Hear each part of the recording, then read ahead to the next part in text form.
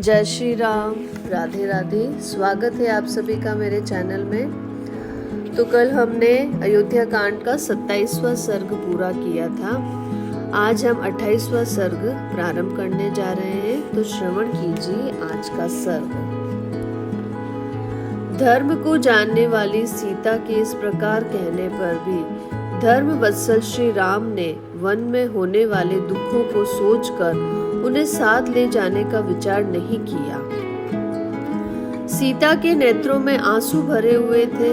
धर्मात्मा श्री राम उन्हें वनवास के विचार से निवृत्त करने के लिए सांत्वना देते हुए इस प्रकार बोले, सीते, तुम अत्यंत उत्तम कुल में उत्पन्न हुई हो और सदा धर्म के आचरण में ही लगी रहती हो। अतः यही रहकर धर्म का पालन करो, जिससे मेरे मन को संतोष हो। सीते, मैं तुमसे जैसा कहूँ वैसा ही करना तुम्हारा कर्तव्य है। तुम अबला हो, वन में निवास करने वाले मनुष्य को बहुत से दोष प्राप्त होते हैं, उन्हें बता रहा हूँ, उससे सुनो। सीते, वनवास के लिए चलने का यह विचार छोड़ दो। वन को अनेक प्रकार के दोषों से व्याप्त और दुर्गम बताया जाता है। तुम्हारे हित की भावना से ही मैं ये सब बातें कह रहा हूँ। जहाँ तक मेरी जानकारी है, वन में सदा सुख नहीं मिलता है, वहाँ तो सदा दुख ही मिला करता है। पर्वतों से गिरने वाले झरनों के शब्द को सुनकर उन पर्वतों की कंदराओं में रहने वाले सिंह दहाड़ने लगते हैं। उनकी वह गर्जना सुनने में बड़ी दुखदायिनी प्रतीत होती है, इसलिए वन दुखमय ही है। सीते, सूने वन में निर्भय होकर क्रीड़ा करने वाले मतवाले जंगली पशु मनुष्य को देखते ही उस पर चारों ओर से टूट पड़ते हैं। अतः वन दुख से भरा हुआ है। वन में जो नदियां होती हैं, उनके भीतर ग्राह निवास करते हैं। उनमें कीचड़ अधिक होने के कारण उन्हें पार करना अत्यंत कठिन होता है। इसके सिवा वन में मतवाले हाथी सदा घूमते रहते हैं। इन सब कारणों से वन बहुत ही दुखदायक होता है। वन के मार्ग लताओं और कांटों से भरे रहते हैं। वहाँ जंगली मुर्गे बोला करते हैं। उन मार्गों पर चलने में बड़ा कष्ट होता है तथा वहाँ आसपास जल नहीं मिलता है।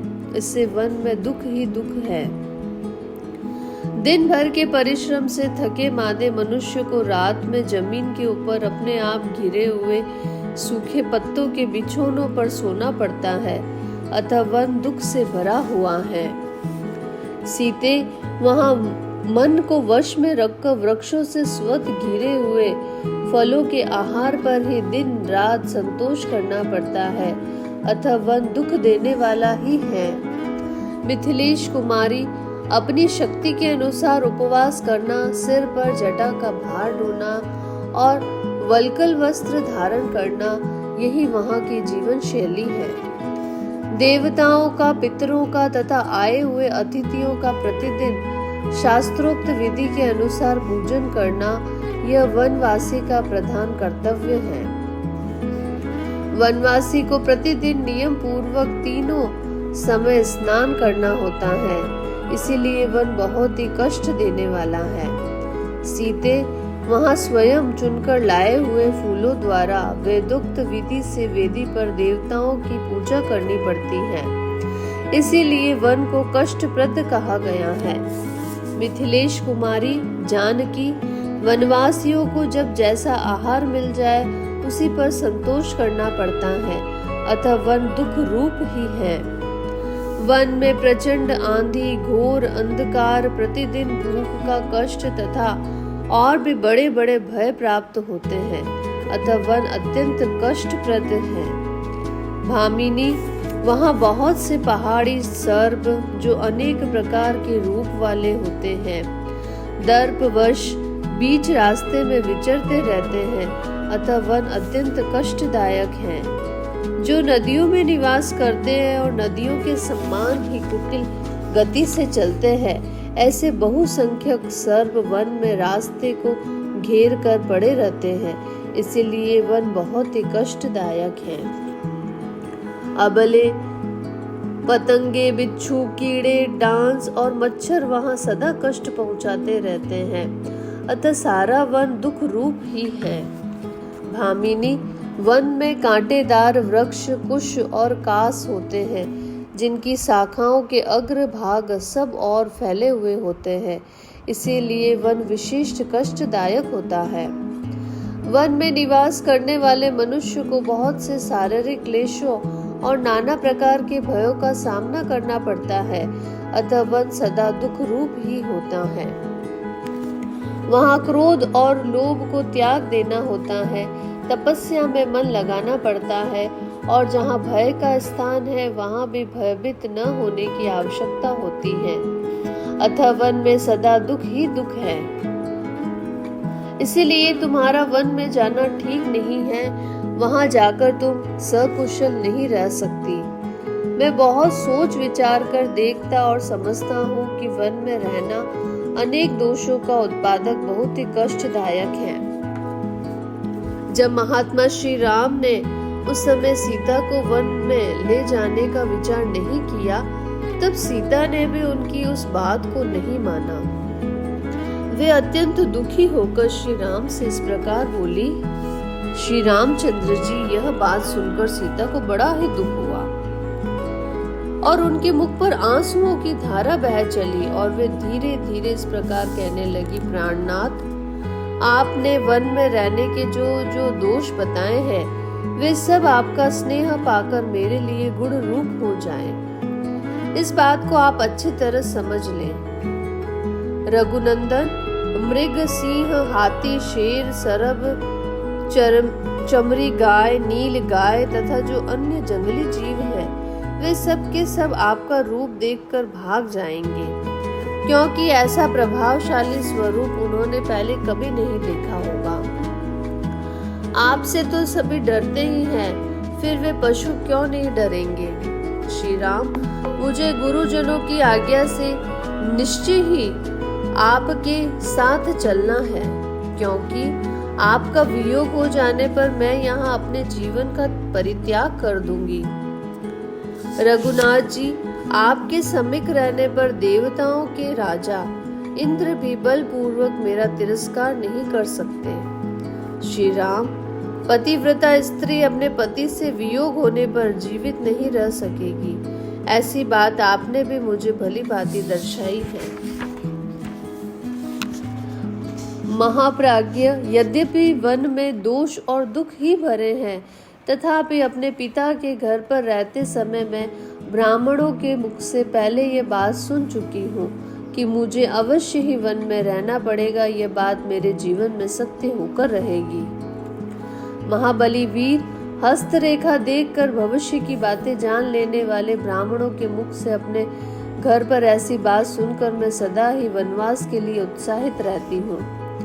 प्रियतम, ब्राह्मण से ज्ञात हुआ वन में रहने का आदेश एक न एक दिन मुझे पूरा करना ही पड़ेगा, यह किसी तरह पलट नहीं सकता है, अतः मैं अपने स्वामी आपके साथ वन में अवश्य चलूंगी। ऐसा होने से मैं उस भाग्य के विधान को भोग लूंगी, उसके लिए यह समय आ गया है, अतः आपके साथ मुझे चलना ही है। इससे उस ब्राह्मण की बात भी सच्ची हो जाएगी। वीर, मैं जानती हूँ कि वनवास में अवश्य ही बहुत से दुख प्राप्त होते हैं, परंतु वे उन्हीं को दुख जान पड़ते हैं जिनकी इंद्रियां और मन अपने वश में नहीं है। पिता के घर पर कुमारी अवस्था में एक शांति परायणा भिक्षुकी के मुख से भी मैंने अपने वनवास की बात सुनी थी। उसने मेरी माता के सामने ही ऐसी बात कही थी। प्रभु, यहाँ आने पर भी मैंने पहले ही कई बार आपसे कुछ काल तक वन में रहने के लिए प्रार्थना की थी और आपको राजी भी कर लिया था। इससे आप निश्चित रूप से जान लें कि आपके साथ वन को चलना मुझे पहले से ही अभिष्ट है। रघुनंदन, आपका भला हो, मैं वहाँ चलने के लिए पहले से ही आपकी अनुमति प्राप्त कर चुकी हूँ। अपने सूरवीर वनवासी पति की सेवा करना मेरे लिए अधिक रुचिकर है। शुद्ध आत्मन, आप मेरे स्वामी हैं। आपके पीछे प्रेम भाव से वन में जाने पर मेरे पाप दूर हो जाएंगे, क्योंकि स्वामी ही स्त्री के लिए सबसे बड़ा देवता है। आपके अनुगमन से परलोक में भी मेरा कल्याण होगा और सदा आपके साथ मेरा संयोग बना रहेगा। इस विषय में यशस्वी ब्राह्मणों के मुख से एक पवित्र श्रुति सुनी जाती है, जो इस प्रकार है। महाबली वीर, इस लोक में पिता आदि के द्वारा जो कन्या जिस पुरुष को अपने धर्म के अनुसार जल से संकल्प करके दे दी जाती है, वह मरने के बाद परलोक में भी उसी की स्त्री होती है। मैं आपकी धर्म पत्नी हूँ, उत्तम व्रत का पालन करने वाली हूँ और पतिव्रता हूँ। फिर क्या कारण है कि आप मुझे यहाँ से अपने साथ ले चलना नहीं चाहते हैं? कुकुत्सकुल भूषण, मैं आपकी भक्त हूँ, पतिव्रत्य का पालन करती हूँ, आपके बिछोह के भय से दीन हो रही हूँ तथा आपके सुख दुख में सम्मान रूप से हाथ बटाने वाली हूँ। मुझे सुख मिले या दुख, मैं दोनों अवस्थाओं में सम्मान रहूंगी, हर्ष या शोक के वशीभूत नहीं होंगी। अतः आप अवश्य ही मुझे साथ ले चलने की कृपा करें। यदि आप इस प्रकार दुख में पड़ी हुई मुझ सेविका को अपने साथ वन में ले जाना नहीं चाहते, तो मैं मृत्यु के लिए विष खा लूंगी, आग में कूद पड़ूंगी अथवा जल में डूब जाऊंगी। इस तरह अनेक प्रकार से सीता जी वन में जाने के लिए याचना कर रही थी, तथापि महाबाहु श्री राम ने उन्हें अपने साथ निर्जल वन में ले जाने की अनुमति नहीं दी। इस प्रकार उनके अस्वीकार कर देने पर मिथिला नरेश कुमारी सीता को बड़ी चिंता हुई। वे अपने नेत्रों से गरम गरम आंसू बहाकर धरती को भिगोने से लगी। उस समय विदेह नंदनी जानकी को चिंतित और कुपित देख मन को वश में रखने वाले श्री रामचंद्र जी ने उन्हें वनवास के विचार से निवृत्त करने के लिए भांति भांति की बातें कहकर समझाया। श्री राम के समझाने पर मिथिलेश कुमारी जानकी वनवास की आज्ञा प्राप्त करने के लिए अपने पति से फिर इस प्रकार बोली। सीता अत्यंत डरी हुई थी। वह प्रेम और स्वाभिमान के कारण विशाल वक्षस्थला वाले श्री रामचंद्र जी पर आक्षेप सा करती हुई कहने लगी, श्री राम, क्या मेरे पिता मिथिला नरेश विदेह राज जनक ने आपको जामाता के रूप में पाकर कभी यह भी समझा था कि आप केवल शरीर से ही पुरुष है, कार्यकलाप से तो स्त्री ही है? नाथ, आपके मुझे छोड़कर चले जाने पर संसार के लोग अज्ञानवश यदि यह कहने लगे कि सूर्य के समान तपने वाले श्री रामचंद्र में तेज और पराक्रम का अभाव है, तो उनकी यह असत्य धारणा मेरे लिए कितने दुख की बात होगी। क्या आप सोचकर विषाद में पड़े हुए अथवा किससे आपको भय हो रहा है, जिसके कारण आप अपनी पत्नी मुश्रिता को, जो एकमात्र आपके ही आश्रित है, परित्याग करना चाहते हैं? जैसे सावित्री द्युम्नसेन कुमार वीरवर सत्यवान की ही अनुगामिनी थी, उसी प्रकार आप मुझे भी अपनी ही आज्ञा के अधीन समझिए। निष्पाप रघुनंदन, जैसे दूसरी कोई कुल कलंकिनी स्त्री पर पुरुष पर दृष्टि रखती है, वैसे मैं नहीं हूँ। मैं तो आपके सिवा किसी दूसरे पुरुष को मन में भी नहीं देख सकती, इसीलिए आपके साथ ही चलूंगी। श्री राम, जिसका कुमार अवस्था में ही आपके साथ विवाह हुआ है और जो चिरकाल तक आपके साथ रह चुकी हैं, उसी मुझ अपनी सती साध्वी पत्नी को आप औरत की कमाई खाने वाले नट की भांति दूसरों के हाथ में सौंपना चाहते हैं। निष्पाप रघुनंदन, आप मुझे जिसके अनुकूल चलने की शिक्षा दे रहे हैं और जिसके लिए आपका राज्याभिषेक रोक दिया गया है, उस भरत के सदा ही वशवती और आज्ञापालक बनकर आप ही रहिए, मैं नहीं रहूंगी। इसीलिए आपका मुझे अपने साथ लिए बिना वन की ओर प्रस्थान करना उचित नहीं है। यदि तपस्या करनी है, वन में रहना हो अथवा स्वर्ग में जाना हो, तो सभी जगह मैं आपके साथ रहना चाहती हूँ। जैसे बगीचे में घूमने और पलंग पर सोने में कोई कष्ट नहीं होता है, उसी प्रकार आपके पीछे पीछे वन के मार्ग पर चलने पर भी मुझे कोई परिश्रम नहीं जान पड़ेगा। रास्ते में कुश, काश, सरकंडे, सीख और कांटेदार वृक्ष मिलेंगे। उनका स्पर्श मुझे आपके साथ रहने से रुई और मृग चर्म के समान सुखद प्रतीत होगा। प्राण वल्लभ प्रचंड आंधी से उड़कर मेरे शरीर पर जो धूल पड़ेगी उसे मैं उत्तम चंदन के समान समझूंगी। जब वन के भीतर रहूंगी तब आपके साथ घास पर भी सो लूंगी। रंग बिरंगे कालीनों और मुलायम बिछौनों से युक्त पलंगों पर क्या उससे अधिक सुख हो सकता है। आप अपने हाथ से लाकर थोड़ा सा बहुत फल, मूल या पत्ता जो कुछ भी देंगे वही मेरे लिए अमृत रस के समान होगा। ऋतु के अनुकूल जो भी फल फूल प्राप्त होंगे उन्हें खाकर रहूंगी और माता पिता अथवा महल को कभी याद नहीं करूंगी। वहां रहते समय मेरा कोई भी प्रतिकूल व्यवहार आप नहीं देख सकेंगे। मेरे लिए आपको कोई कष्ट नहीं उठाना पड़ेगा। मेरा निर्वाह आपके लिए दुभर नहीं होगा।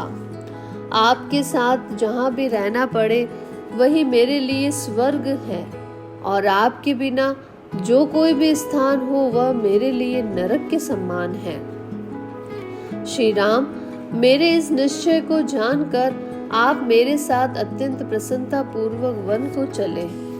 मुझे वनवास के कष्ट से कोई घबराहट नहीं है। यदि इस दशा में भी आप अपने साथ मुझे वन में नहीं ले चलेंगे तो मैं आज ही विष पी लूंगी, परंतु शत्रुओं के अधीन होकर नहीं रहूंगी। नाथ, यदि आप मुझे त्याग कर वन को चले जाएंगे तो पीछे भी इस भारी दुख के कारण मेरा जीवित रहना संभव नहीं है। ऐसी दशा में भी इसी समय आपके जाते ही अपना प्राण त्याग देना अच्छा समझती हूँ। आपके विरह का यह शोक मैं 2 घड़ी भी नहीं सह सकूंगी। फिर मुझ दुखिया से यह 14 वर्षों तक कैसे रहा जाएगा। इस प्रकार बहुत देर तक करुणाजनक विलाप करके शोक से संतप्त हुई सीता स्थिर हो अपने पति को जोर से पकड़कर उनका आलिंगन करके फूट फूट कर रोने लगी, जैसे कोई हथिनी विष में बुझे हुए बहुसंख्यक बाणों द्वारा घायल कर दी गई हो। उसी प्रकार सीता श्री रामचंद्र जी के पूर्वोक्त अनेकानेक वचनों द्वारा मर्माहत हो उठी थी। अतः जैसे अरणी आग प्रकट करती है उसी प्रकार वे बहुत देर से रुके हुए आंसुओं को बरसाने लगी। उनके दोनों नेत्रों से स्फटिक के समान निर्मल संताप जनित अश्रु जल बह रहा था, मानो 2 कमलों से जल की धारा गिर रही थी। बड़े बड़े नेत्रों से सुशोभित और पूर्णिमा के निर्मल चंद्रमा के समान कांतिमान उनका वह मनोहर मुख संताप जनित ताप के कारण पानी से बाहर निकले हुए कमल के समान सूख सा गया था। सीता जी दुख के मारे अचेत सी हो रही थी। श्री रामचंद्र जी ने उन्हें दोनों हाथों से संभाल कर हृदय से लगा लिया और उस समय उन्हें सांत्वना देते हुए कहा, देवी, तुम्हें दुख देकर मुझे स्वर्ग का सुख मिलता है तो मैं उसे भी लेना नहीं चाहूंगा। स्वयंभू ब्रह्मा जी की भांति मुझे किसी से किंचित भी भय नहीं है। शुभाने, यद्यपि वन में तुम्हारी रक्षा करने के लिए मैं सर्वथा समर्थ हूँ, तो भी तुम्हारे हार्दिक अभिप्राय को पूर्ण रूप से जाने बिना तुमको वनवासिनी बनाना मैं उचित नहीं समझता था। मिथिलेश कुमारी, जब तुम मेरे साथ वन में रहने के लिए ही उत्पन्न हुई हो तो मैं तुम्हें छोड़कर नहीं जा सकता। ठीक उसी तरह जैसे आत्मज्ञानी पुरुष अपनी स्वाभाविक प्रसन्नता का त्याग नहीं करते हैं। हाथी की सूंड के समान जांग वाली जनक किशोरी पूर्व काल के सत्पुरुषों ने अपनी पत्नी के साथ रहकर जिस धर्म का आचरण किया था उसी का मैं भी तुम्हारे साथ रहकर अनुसरण करूंगा। जैसे संज्ञा अपने पति सूर्य का अनुगमन करती है उसी प्रकार तुम भी मेरा अनुसरण करो। जनक नंदिनी, यह तो किसी प्रकार संभव ही नहीं है कि मैं वन को न जाऊं, क्योंकि पिताजी का वह सत्य युक्त वचन ही मुझे वन की ओर ले जा रहा है। सुश्रोणी, पिता और माता आज्ञा के अधीन रहना पुत्र का धर्म है, इसीलिए मैं उनकी आज्ञा का उल्लंघन करके जीवित नहीं रह सकता।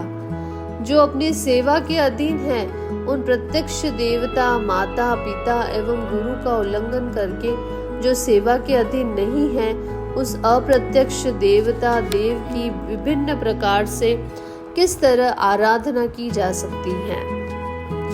सुंदर नेत्र प्रांत वाली सीते, जिनकी आराधना करने पर धर्म, अर्थ और काम तीनों प्राप्त होते हैं तथा तीनों लोकों की आराधना संपन्न हो जाती है, उन माता, पिता और गुरु के समान दूसरा कोई पवित्र देवता इस भूतल पर नहीं है। इसीलिए भूतल के निवासी इन तीनों देवताओं की आराधना करते हैं। सीते, पिता की सेवा करना कल्याण की प्राप्ति का जैसे प्रबल साधन माना गया है, वैसा न सत्य है, न दान है, न मान है और न प्राप्त दक्षिणा वाले यज्ञ ही हैं। गुरुजनों की सेवा का अनुसरण करने से स्वर्ग, धन, धान्य, विद्या, पुत्र और सुख कुछ भी दुर्लभ नहीं है। माता पिता की सेवा में लगे रहने वाले महात्मा पुरुष देवलोक, गंधर्व लोक, ब्रह्म लोक, गोलोक तथा अन्य लोकों को भी प्राप्त कर लेते हैं। इसीलिए सत्य और धर्म के मार्ग पर स्थित रहने वाले पूज्य पिताजी मुझे जैसी आज्ञा दे रहे हैं, मैं वैसा ही वर्ताव करना चाहता हूँ, क्योंकि वह सनातन धर्म है। सीते, मैं आपके साथ वन में निवास करूंगी, ऐसा कहकर तुमने मेरे साथ चलने का दृढ़ निश्चय कर लिया है।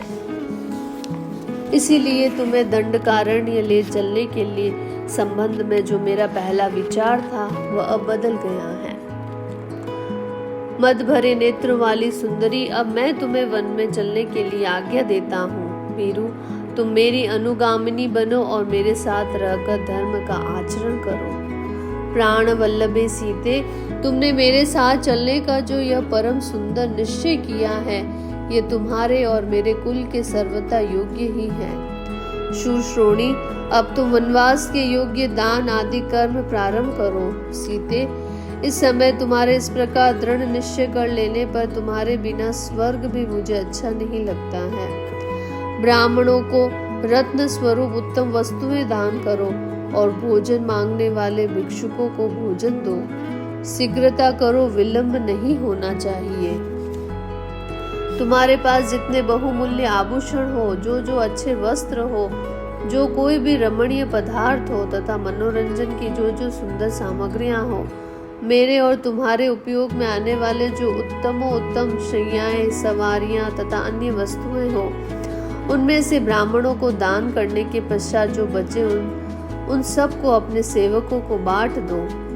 स्वामी ने वन में मेरा जाना स्वीकार कर लिया है।